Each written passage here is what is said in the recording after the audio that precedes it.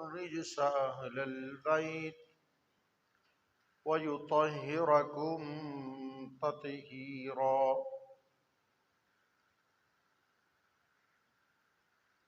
وقال الله تبارك وتعالى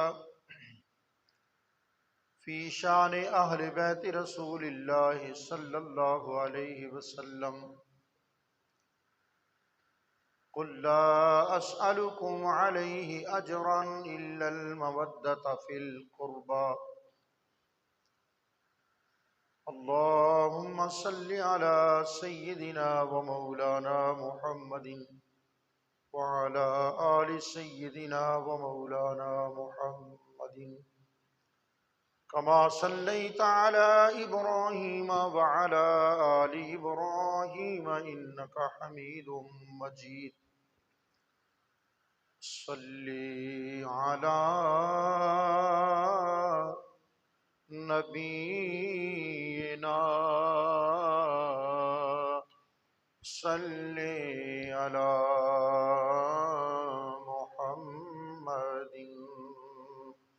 तमाम अहबाब मिलकर मोहब्बत से सरकार दो आलम अलैहिस्सलाम के हुजूर दुरूशी पेश कीजिए. सल्ली अला नबीना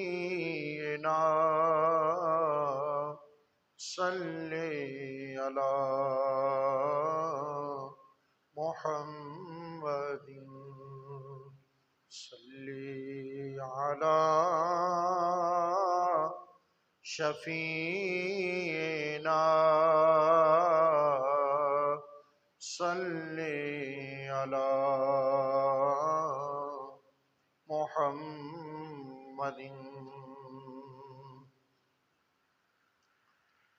नहायत वाजिबुल एहतिराम बुजुर्गान दीन, इस्लामी साल का आगाज़ है. मुहर्रमुल हराम शरीफ अल्लाह रब्बुल आलमीन जल्ल जलालुहु ने हमें नमाज जुमा की सआदत अता फरमाई है. इस रूहानी मौका पर ज़िक्र आली मकाम शहज़ादा रसूल इब्ने रसूल शहज़ादा गुलगों कबा राकिबे दोशे मुस्तफ़ा सैयदना इमाम हुसैन रदी अल्लाह ताला अन्हु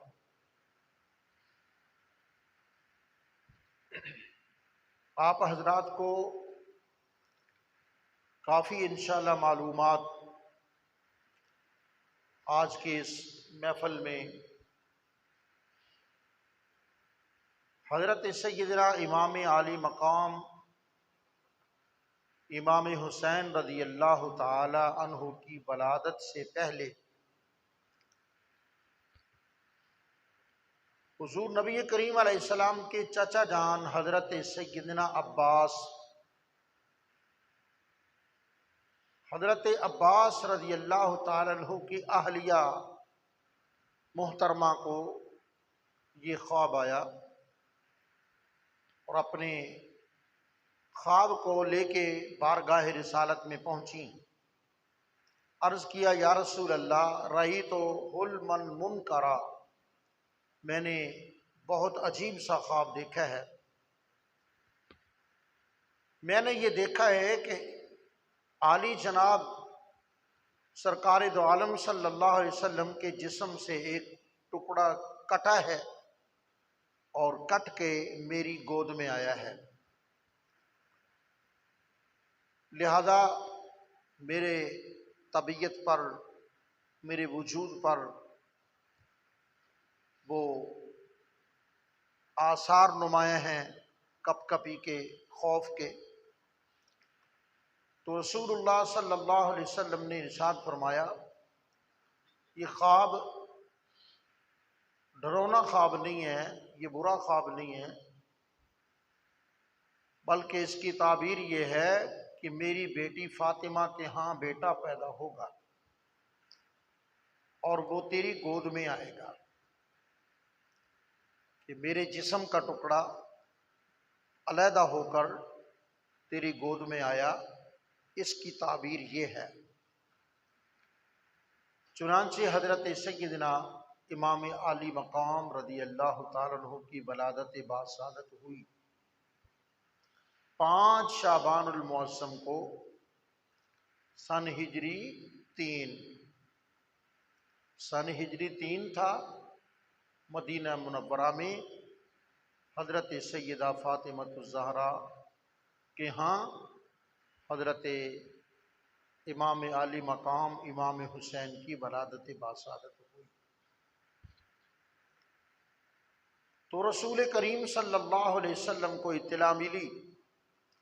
आका अलैहिस्सलाम ने सैयदना इमाम हुसैन को अपने दोनों हाथों पे उठाया, बोसा लिया और लुआब दहन की घुट्टी अता फरमाई।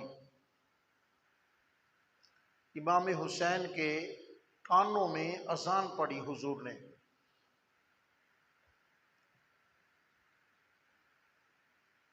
रसूल करीम सल्लल्लाहु अलैहि वसल्लम ने वलादत के 8वें दिन अपनी वो पहली जो हजामत झंड का हम कहते हैं,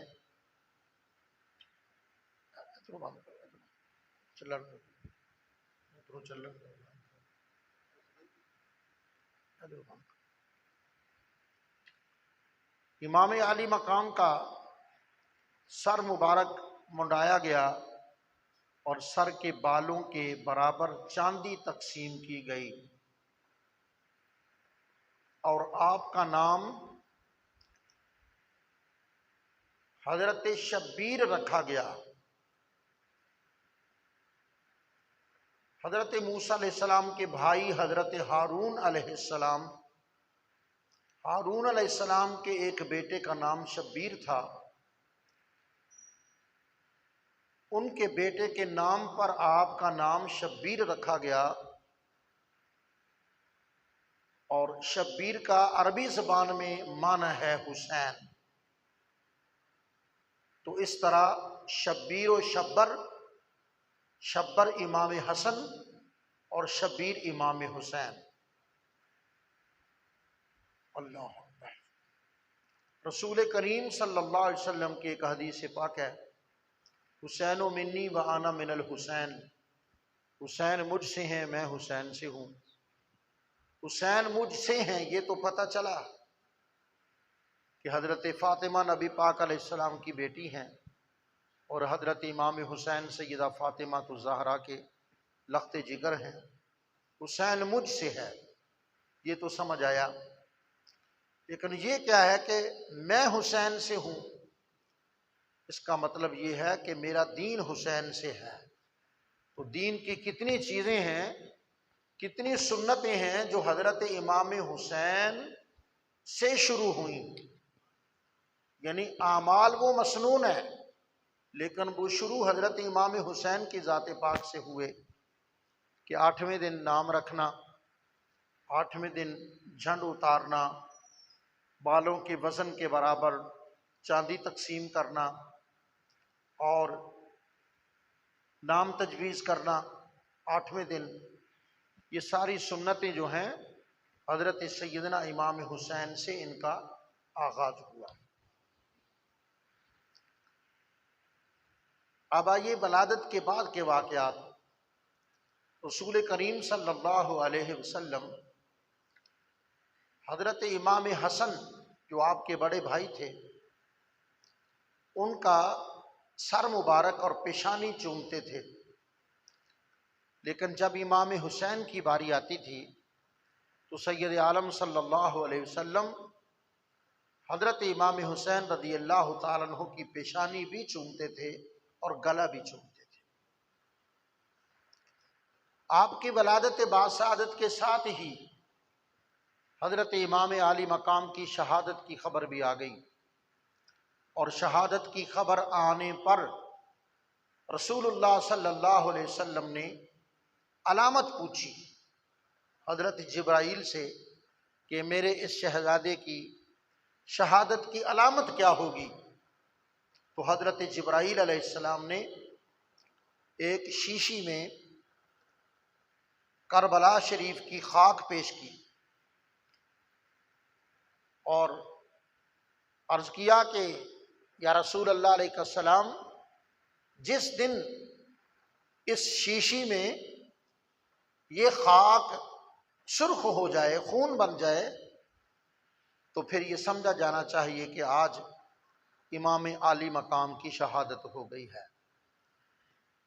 वो मट्टी से भरी हुई शीशी सैयद आलम सल्लल्लाहु अलैहि वसल्लम ने उम्मुल मोमिनीन हज़रत सैयदा उम्मे सलमा को अता फरमाई और वो शीशी उम्मे सलमा रज़ी अल्लाह ताला अन्हा के पास रही, यहाँ तक कि वाक़या करबला रूनुमा हुआ।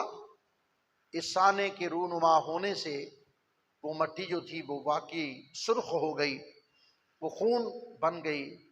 तो मदीना मुनव्वरा में ये समझा गया आले रसूल के यहाँ, अहले बैते नबवी के यहाँ, कि आज हजरत सैयदना इमाम हुसैन की शहादत वाक़ई हुई। हजरत जी वक़ार वाक़या करबला न पढ़ा जा सकता है, न बयान किया जा सकता है। एक किताब इस उन्वान से भी शाया हुई है कि करबला पर करबला, यानी जो वाक़या करबला था हकीकतन उसको भी लोगों ने बड़ा गदर किया है और उसको बड़े तोड़ फोड़ कर उसका हुलिया बिगाड़ दिया है।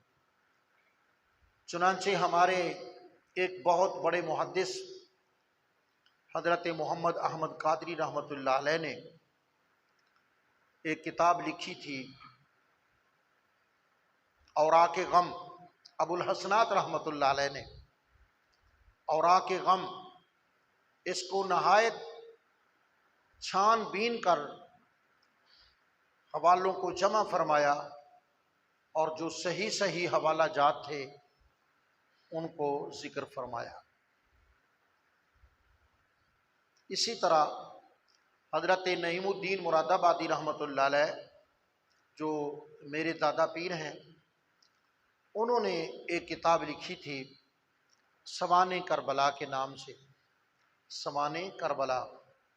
उसमें भी आपने नहायत अरक रेजी फरमाई और सीरत और तारीख़ की किताबों से छांट छांट कर जो सही तरीन वाक़यात थे वो बयान फरमाए।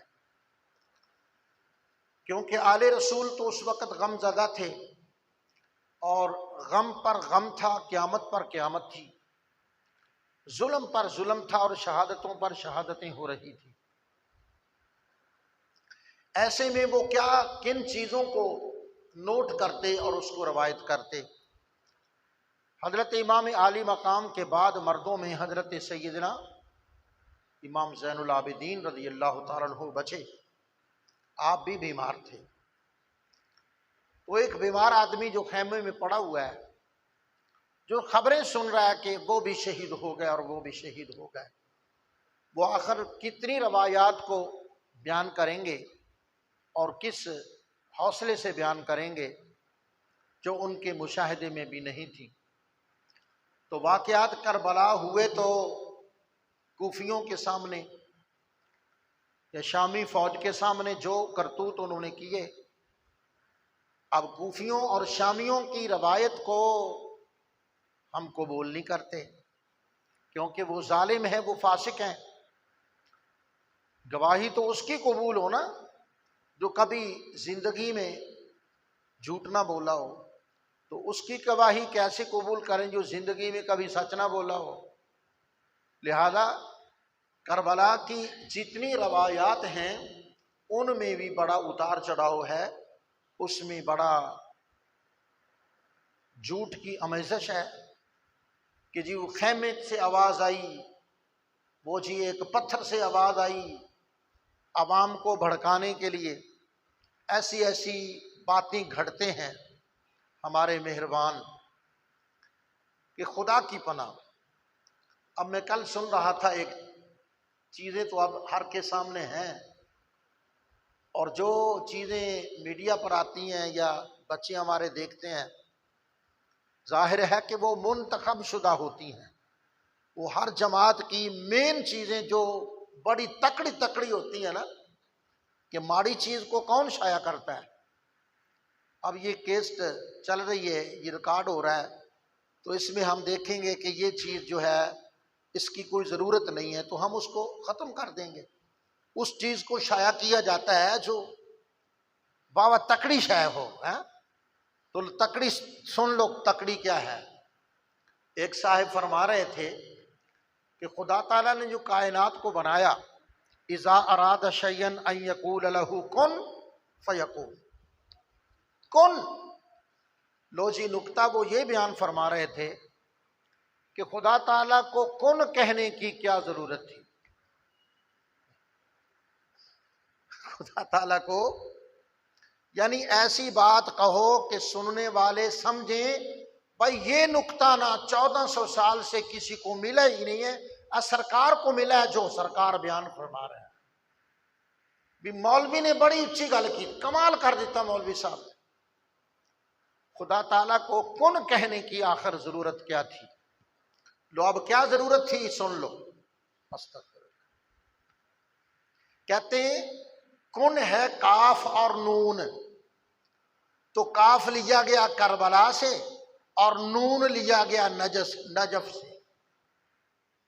बस आपको तो समझ ही नहीं आई है। और वो ये बात सुनकर छत पर लग रहे थे, चौं चौं के बज रहे थे, वाह वाह सुभान अल्लाह, क्या कमाल, दोबारा जी।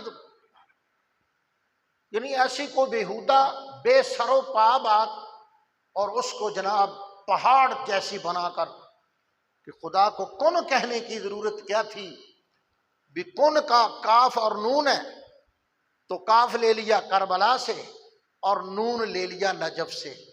मतलब यह है कि करबला की भी जरूरत थी और नजफ की भी जरूरत थी।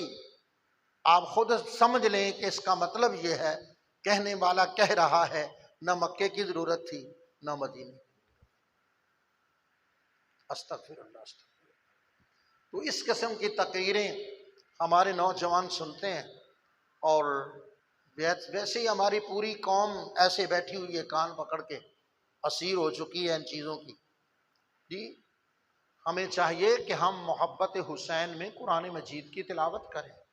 भाई उन्होंने नेज़े की नोक पर तिलावत की थी ना, नेज़े की नोक पर तिलावत की है। आप मस्जिद के कलीन पर बैठकर तिलावत कर लें।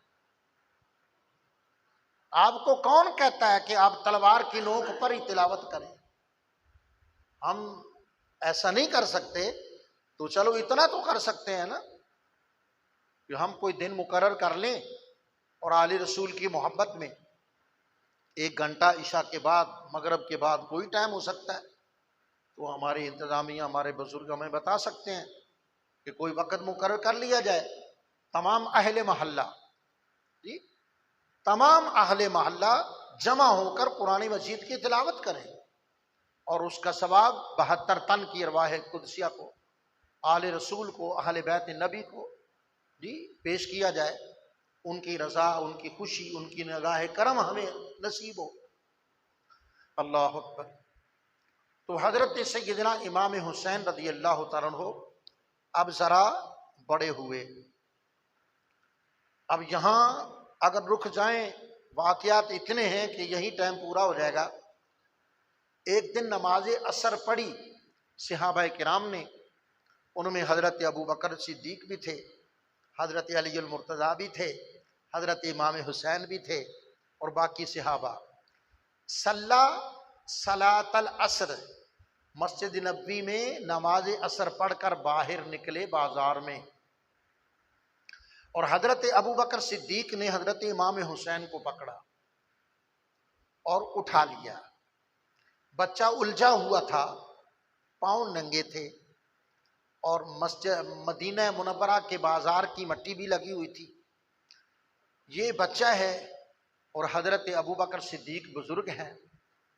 तो एक बुजुर्ग ने जब इमाम हुसैन को देखा तो अपनी शख्सियत का कोई ख्याल नहीं किया। यह बच्चा मट्टी में उलझा हुआ है, उनके पाँव को मट्टी लगी हुई है, ये ख्याल नहीं फरमाया और इमाम हुसैन को उठाकर सीने से लगा लिया, उठाकर सीने से लगा लिया। जाहिर है कि बच्चे को उठा के सीने से लगाया जाए तो बच्चे के पाँव कपड़े पे लगेंगे या नहीं जी। और हजरत अबू बकर सिद्दीक रदी अल्लाह तआला अन्हु फरमा रहे थे, शबीहम बिन नबी वलैसा शबीहुम बिल अली व अली यूं यदहकु। हजरत अबू बकर सिद्दीक प्यार कर रहे थे, चूम रहे थे हजरत इमाम हुसैन को और फरमा रहे थे, वाह कुर्बान जाऊं ए हुसैन तुझ पर, तेरी शक्ल अली जैसी नहीं है, तेरी शक्ल तो नबी जैसी है। व अली यूं यदहकु। और हजरत अबू बकर सिद्दीक का ये कौल सुनकर हजरत अली उल मुर्तजा मुस्करा रहे थे। वो तो एक दूसरे से खुश थे, लेकिन यहां चोरी की जाती है, यहां चोरी ही नहीं सीना जोरी भी की जाती है। ऐसे वाकयात तो समंदर में उतार दिए जाते हैं कि है ही कोई नहीं जी। एक दिन बच्चे बच्चे खेल रहे थे, हमारे यहाँ हमारे गांव में हमारी इस आबादी में बच्चे मिलकर नहीं खेलते, मेरा ख्याल नहीं खेलते, और हमारी गली में तो बड़े खेलते हैं। इन बच्चों ने हमें बड़ा तंग किया हुआ है। हमारी गली में, मशरक से शर्की गली में बच्चे खेलते रहते हैं और खेल में वो आपस में ज़रा गुस्सीले भी हो जाते हैं, गुस्सीले भी हो जाते हैं कि ये भी बांटा मेरा था, तूने क्यों उठाया, तूने जोर से मारा, बांटा मेरा टूट गया, अब तेरी बारी नहीं मेरी बारी है, वगैरह वगैरह। इन मौजूआत पर बच्चे आपस में झगड़ में पड़ते हैं। तो वो भी मदीना मुनव्वरा के बच्चे थे। जब वो खेलने लगे तो खेल तो शुरू होती है, आओ भाई असलम अकरम अनवर आओ भाई आओ खेलें। तो खेल शुरू तो होती है प्यार से, लेकिन उसके दरमियान कुछ जज्बात भी जाहिर हो जाते हैं। तो हजरत इमाम हुसैन और हजरत सैयदना अब्दुल्ला बिन उमर, हजरत उमर फारूक के बेटे, बचपन में खेल रहे थे और खेल खेल में ना इनकी कोई अनबन हो गई। इनकी जब अनबन हो गई तो हजरत सैयदना इमाम हुसैन ने ना जरा गरजदार लहजे में फरमाया, और चुप कर, हमारे गुलाम का बेटा ना हो तो, हमारे गुलाम का पुत्र, चुप कर। तो जब गुलाम का बेटा कहा, ये तो नाराज हो गए और रोते रोते हजरत उमर फारूक के पास चले गए। देखो ना अब्बा जी, हम खेल रहे थे, बारी तो मेरी थी, हुसैन खामखा जोर और सीना जोरी कर रहे थे, तो उन्होंने मुझे बहुत बड़ा जुमला बोला। क्या बोला बेटा? उन्होंने मुझे कहा, ओ गुलाम साथी। हजरत उमर फारूक ये सुनकर हंसने लगे। फरमाया, ये बात पक्की है कि इमाम हुसैन पाक ने हमें कहा है, तुझे कहा है कि गुलाम ज़ादे जी?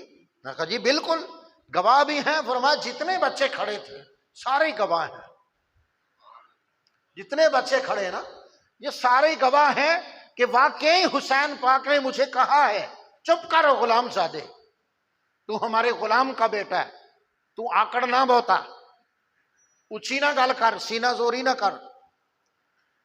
तो आप हजरत इब्ने उमर को पकड़ के ना हजरत अली अल मुर्तजा के पास ले गए कि सरकार बड़ा लंबा चौड़ा झगड़ा है, और इतना बड़ा लंबा चौड़ा झगड़ा है कि पता नहीं ये ख़त्म होगा भी नहीं होगा।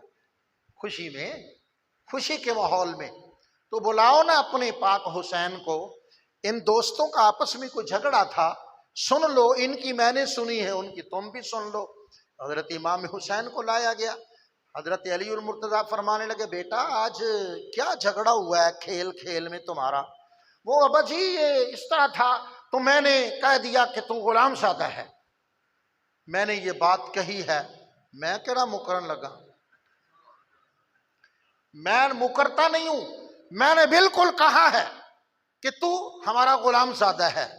हजरत उमर फारूक आगे बढ़े कलम लिया और कागज दिया, फरमाया अली पाक ये बात हमें लिख के दे दो कि हम वाकई तुम्हारे गुलामज़ादा हैं।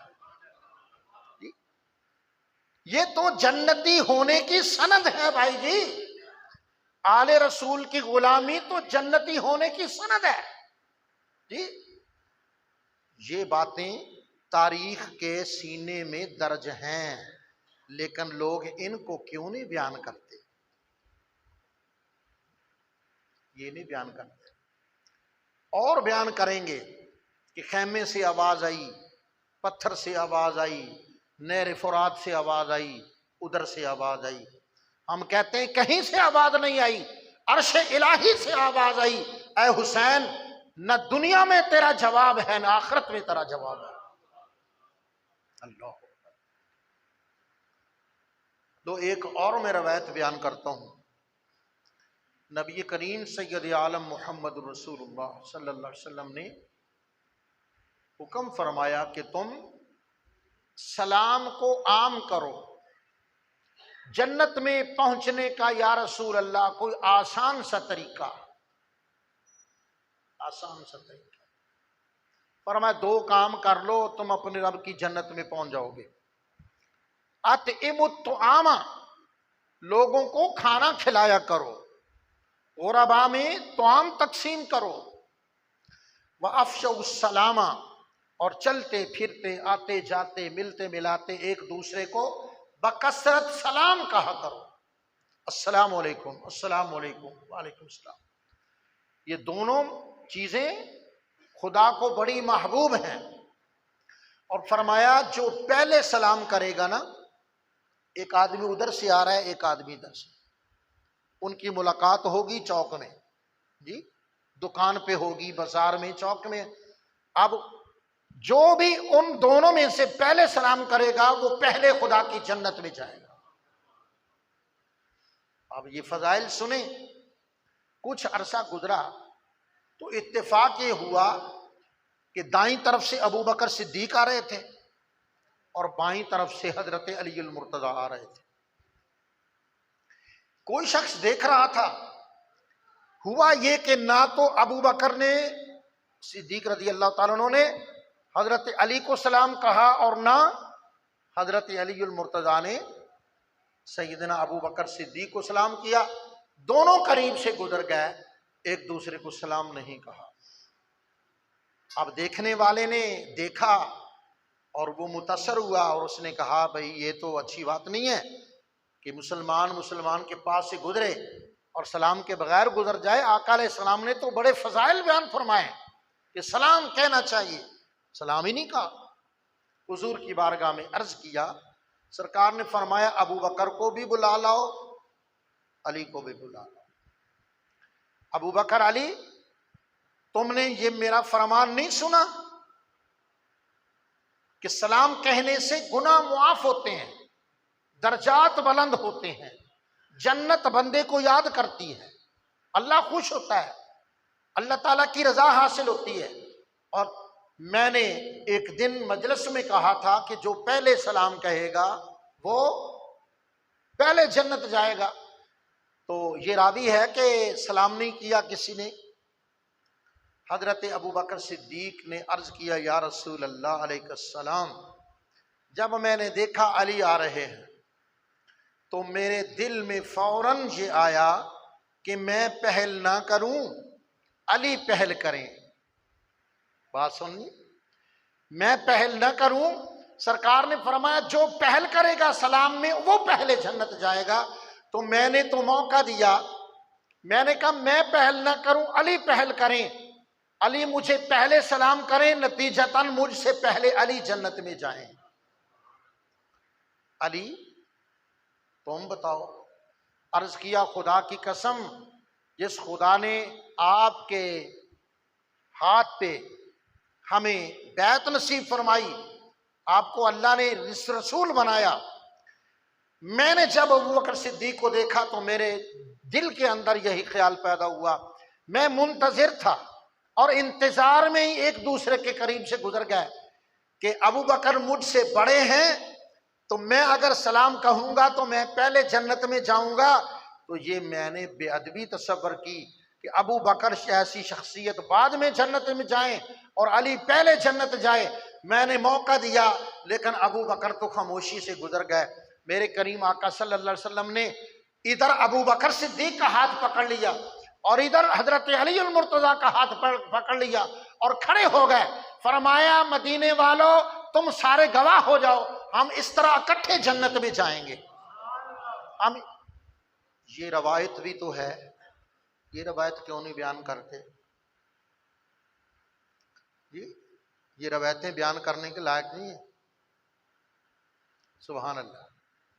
हजरात जी वकार, एक दिन सरकार दो आलम सल्लल्लाहु अलैहि वसल्लम ने इरशाद फरमाया कि जन्नत की टिकटें अली तकसीम करेंगे।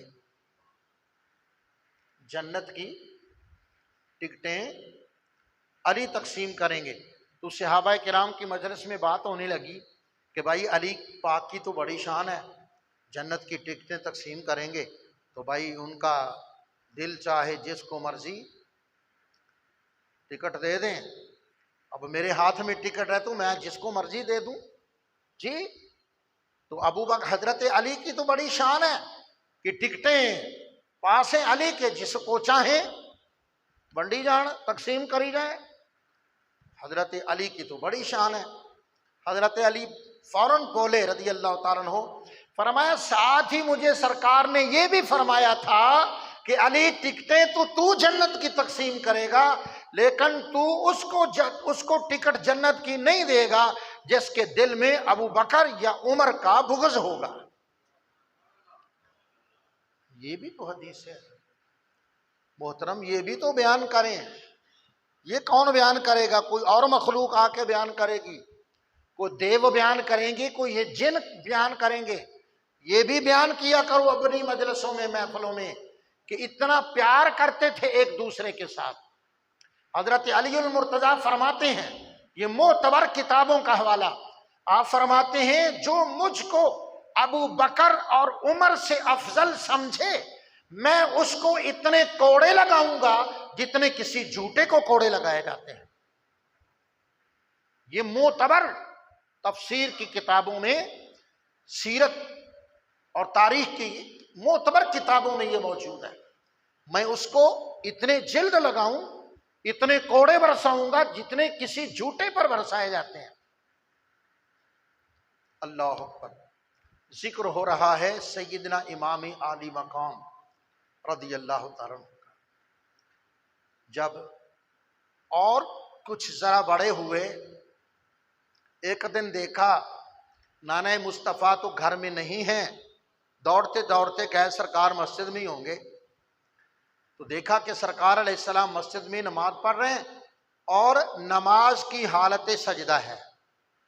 हालत सजदा में इमाम हुसैन पाक ने देखा कि अल्लाह के पाक नबी मेरे नाना मुस्तफ़ा सल्लल्लाहु अलैहि वसल्लम हालत सजदा में हैं।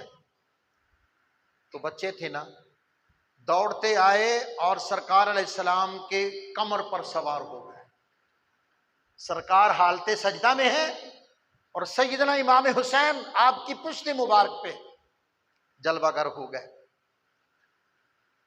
अल्लाह अकबर। अब सरकार हालत सजदा में तस्बीह पढ़ रहे थे, सुबहाना रब्बियल आला, सुबहाना। तो सजदा करना होता है फर्ज, लेकिन सजदे में तस्बीहात पढ़ना सुन्नत होता है। और ताक अदद 3, 5, 7, 9, 11 वगैरह ये होता है मुस्तहब। तो सरकार ने सजदा भी तो कर लिया, फर्ज अदा हो गया, और तस्बीहात भी पढ़ ली, सुन्नत भी अदा हो गई। अब बाकी क्या रह गया? बाकी मुस्तहब रह गया। तो मुस्तहब का अदा करना तो महबूब है, वो तो सुन्नत में ही शामिल हो गया जी। तो फिर बाकी क्या रह गया?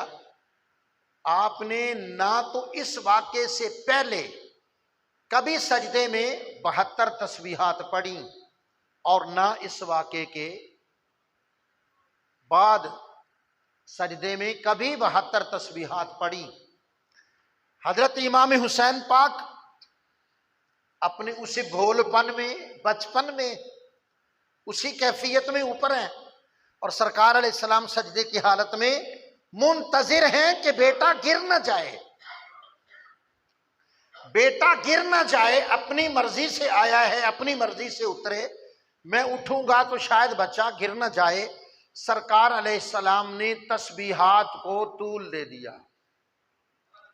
4 पढ़ी तो 10 हो गई, 20 हो गई तो फिर 30 भी हो गई, 40 हुई तो 50 भी हो गई, फिर 60 हो गई, फिर 70 हो गई, फिर 71 हो गई, और फिर 72 तस्बीह हो गई। अब किसने बताया हजरत इमाम हुसैन को कि मैदान करबला में 72 ही होंगे? किसने बताया? ये कुदरती अमर है, ये खुदा ताला की तकदीर का एक मामला है कि सरकार जब सजदे की हालत में 72 तस्बीहात पढ़ चुके, इमाम हुसैन उतर आए और सरकार ने सजदे से सर उठा लिया। और ये अजब इत्तेफाक नहीं है कि सरकार अलैहिस्सलाम ने इमाम हुसैन के लिए सजदे को तूल दे दिया, सजदा तवील किया और 72 तस्बीहात हुसैन के लिए पढ़ी।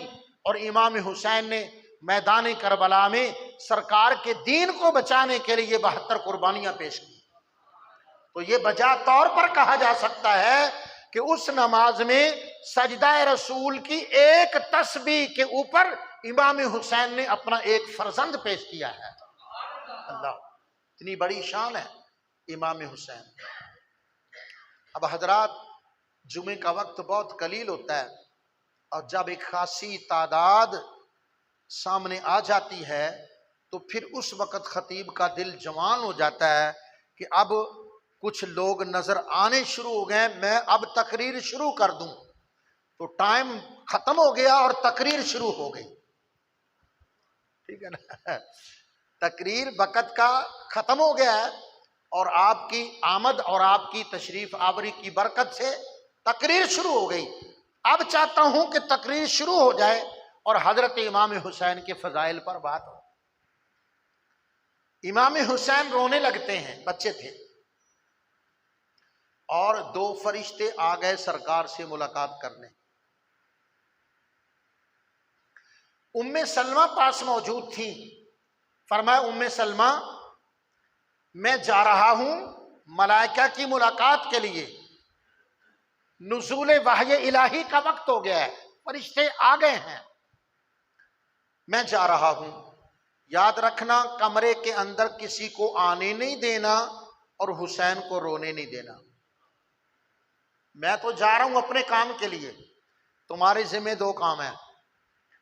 कमरे के अंदर किसी को आने नहीं देना, क्योंकि मैं महवे गुफ्तगू हूं, वहय इलाही वसूल कर रहा हूं, और हुसैन पाक को रोने न देना। सरकार अलैहिस्सलाम ने दरवाज़ा बंद कर दिया, मुलाकात शुरू हो गई, वाही का नुज़ूल शुरू हो गया, फरिश्तों से हम कलाम होने लगे। और बाहर इमाम हुसैन फरमाने लगे, मैं तो नाना के पास जाऊंगा, मैं तो नाना के पास जाऊंगा। अम्मा जी ने फरमाया, बेटा नहीं। सरकार ने फरमाया, किसी को अंदर नहीं आने देना, किसी को अंदर नहीं आने देना। नुज़ूल वाही हो रहा है, फरिश्तों से मुलाकात हो रही है, और साथ ये फरमाया कि हुसैन को रोने नहीं देना। मेरे लाल, मेरे बच्चे, मेरे बेटे, ना रोवो, सरकार को परेशानी ना हो जाए। लेकिन इमाम हुसैन पाक की आवाज़ तो बुलंद होती जा रही थी, नाना जी, नाना जी, नाना जी, ऊंची आवाज़ हो रही थी। सरकार की बेताबी बढ़ गई। सरकार ने फरिश्तों को खामोश करवा दिया कि मैं तुम्हारी बात बाद में सुनूंगा, मैं हुसैन का पता पहले करूंगा, तुम्हारी बात मैं बाद में सुनूंगा। दरवाजा सरकार ने खुद ही ढोया था, सरकार ने अपने हाथों से खुद ही दरवाजा खोला। फरमाया, उम्मे सलमा, बेटा क्यों रोता है? अर्ज करता है कि मैं तो नाना के पास जाऊंगा, लेकिन सरकार आपने फरमाया था किसी को नहीं आने देना। फरमाया, उम्मे सलमा, मैंने कहा था किसी को नहीं आने देना, मैं कब कहा था कि हुसैन को भी नहीं आने देना? मैंने कब कहा था कि हुसैन को भी नहीं आने देना? हजरत जी वकार, अब दोनों शहजादे इमाम हसन, इमाम हुसैन तख्ती लिखते हैं। हसन बड़े थे, हुसैन छोटे हैं उम्र में। दोनों बच्चों ने तख्तियां लिखी और सैयदा फातिमा अम्मा जी के पास हाजिर हो गए। अम्मा जी बताओ खत किसका अच्छा है। अम्मा जी ने दोनों तख्तियों को देखा और खत तो हसन का बेहतर है, खत तो हसन का बेहतर है, लेकिन अम्मा जी क्यों कहें कि हुसैन तेरा खत हसन के मुकाबले में ठीक नहीं है। आपने बात को टालने के लिए फरमा दिया, मुझे तो जल्दी है, घर के काम भी होते हैं, तो तुम दोनों शहजादे जाओ अपने अब्बा जी से कहो कि वे हमारी तख्तियों का फैसला करें। दोनों दौड़ते दौड़ते चलो, अम्मा जी ना सही तो अब्बा जी सही, हजरत अली उल मुर्तजा की खिदमत में हाजिर हुए। अब्बा जी हमारी तख्तियां। फरमाया तुम किधर से, घर में अम्मा थी नहीं। फरमाया उन्होंने तुम्हारी तरफ टोर दिया है। आपने समझा कि वाकई बात कुछ यही है कि उन्होंने, देखने वाला तो देख सकता है कि खत किसका अच्छा है, खत तो हसन का अच्छा है। इमाम हुसैन का खत उनके मुकाबले में काबिले दुरुस्ती है। तो फरमाया इनकी वालिदा ने फैसला ने किया तो मैं क्यों फैसला करूं। ओ बेटा तुम जाओ नाना मुस्तफा के पास जाओ। है? उन्होंने आगे तोड़ दिया कि जाओ तुम नाना मुस्तफा के पास, उनसे कहो कि हमारा खत का फैसला फरमाए।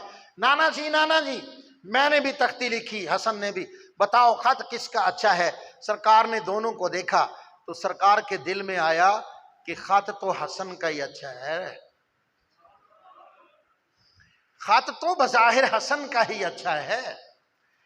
तो मैं कह देता हूं कि हसन का खत अच्छा है, लेकिन हुसैन का दिल परेशान होगा जी, हुसैन के आंखों में आंसू आएंगे। तो क्यों ना इसका कोई और तरीका निकाला जाए। अब और तरीका क्या निकले जी, इसका और तरीका क्या हो भाई। इतने में हजरत जिब्राइल अमीन 5 मोती लेके आ गए। 5 मोती जिब्राइल अमीन लेके आ गए। अर्ज की या रसूलल्लाह आप ये 5 मोती ले लें, इनको दिखा दें और इनकी कीमत भी बता दें कि एक मोती की कीमत दुनिया और वमाफिया की दौलत से ज्यादा है।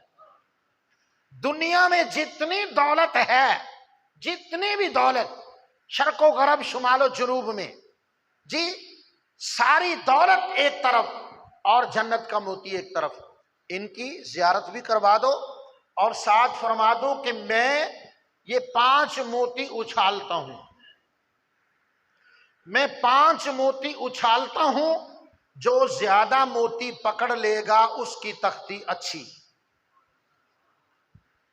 अब ये कोई बात बनती है भाई, ये कोई उस्ताजी बात बनती है कि जो ताकतवर है, जो बड़ा है, जाहिर है वो झट मारेगा और ज्यादा मोती उठा लेगा। तो ये क्या हुआ कि जो जिस्मानी तौर पर कमजोर है, जिस्मानी तौर पर कमजोर है, वो ज्यादा मोती नहीं उठा सकता, तो उसकी तख्ती कम दर्जे की लिखाई है। ये फैसला क्या हुआ। लेकिन दोनों शहजादे इस तरफ आ गए कि ठीक है मोती फिर चुनते हैं। सरकार अलैहिस्सलातो व तस्लीम ने ऐसे ना 5 मोती उछाल दिए। मोती उछले हवा में, फिजा में आए और फिर जमीन बोस हो गए, बिखर गए। हसन भी दौड़े और हुसैन भी दौड़े। एक पकड़ा हसन ने तो एक हुसैन ने भी पकड़ा, एक दूसरा पकड़ा हसन ने और चौथा तीसरा और चौथा पकड़ लिया हुसैन पाक ने।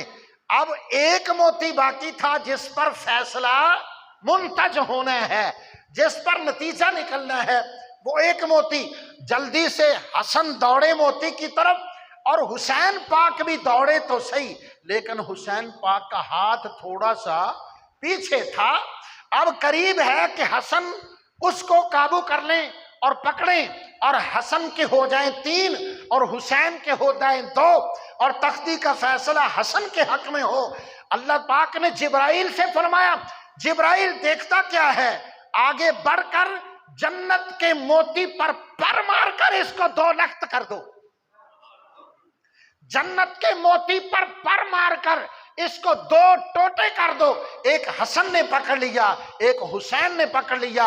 दोनों ढाई ढाई मोती लेकर नाने मुस्तफ़ा के पास आ गए। फरमाया बेटा खत दोनों का अच्छा है, खत दोनों का अच्छा है। खुदा नहीं चाहता, खुदा ये तो चाहता है जे कि जन्नत का मोती टूटता है तो टूट जाए, लेकिन पाक हुसैन का दिल न टूटने पाए। ये मकाम है हजरत इमाम हुसैन पाक का। वक्त होता तो और भी कुछ अर्ज करता। वसल्लल्लाहु तआला अला रसूलिना व मौलाना मुहम्मदिन व आलिहि व अस्हाबिही।